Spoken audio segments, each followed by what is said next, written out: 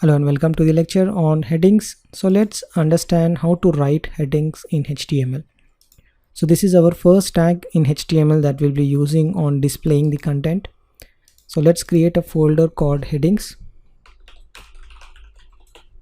Okay, and let's create a file called headings.html. Okay, and let's open that file as well.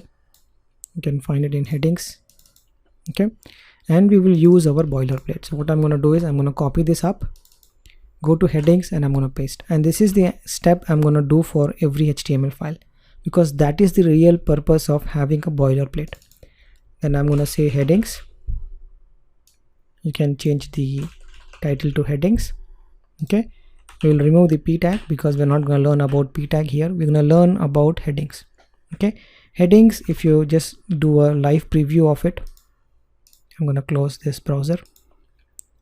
If you look at the live preview of h1 tag that we have been seeing so far, you observe the font. The first thing that you observe is the font and the size of your wordings. Okay, size of that font. That is the two things that you have to observe.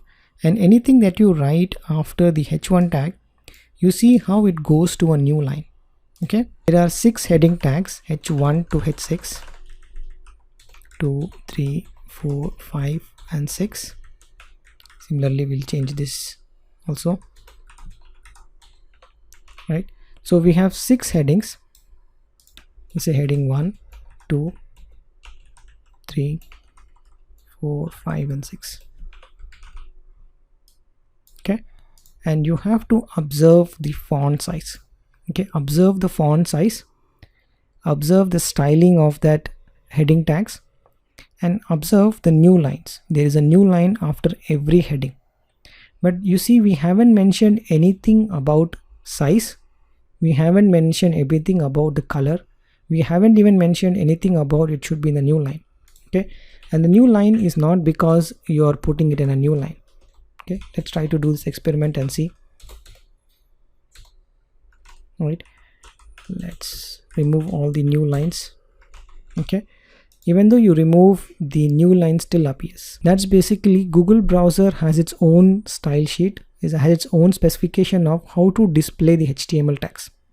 If you want to change those specification, then you basically write something called as CSS, which you will learn in the next section, to change the behavior of how the HTML tag should be displayed on the browser. But for now, you have to observe how the heading happens.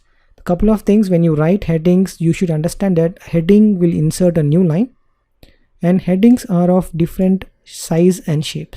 Okay, and why we write headings? Okay, what is the purpose of writing headings? Typically in a page you only have 1 or 2 headings. Typically you have one heading, and then you have 2 or 3 subheadings, that is basically heading 2. And depending on your blog, if you have more headings, you can go ahead and write heading 2s. And heading 3 is basically the subtitle of this heading. Okay, typically 4 and 5, you know hardly you will go to that level where you have the heading, subtitle, subtitle, and then you want to emphasize something. You don't really write it as a heading. So think of heading as a table of content. Right, when you write a table of content, till what level you want to go? You have your parent heading, then you have subtitle, and then whatever the subtitle inside that title. Okay, so that's basically the purpose of heading tags, and it's recommended that you have one heading tag and couple of heading 2 tags, and then you can also choose to have heading 3 and 4. Okay, you will hardly reach heading 5 and 6 in most of the HTML pages, but you will be enough to write your headings with h1 to h4. Okay, but still up to you how to want to use it. But the purpose of writing heading is really to write headings for any content. For blog post, for the blog post, you can write heading like what is HTML, that is the h1 tag. Then you can describe the structure of the HTML, parts of the HTML, the purpose of doc type, and all those things you can define inside your subheadings. Okay, so that's how you play around with headings. Headings are really writing headings for a specific topic. Okay, so remember there are 6 headings, h1 to h6. Depending on h1 is the biggest, h6 is the smallest. Okay, so that's all about headings, and I'll see you in the next one.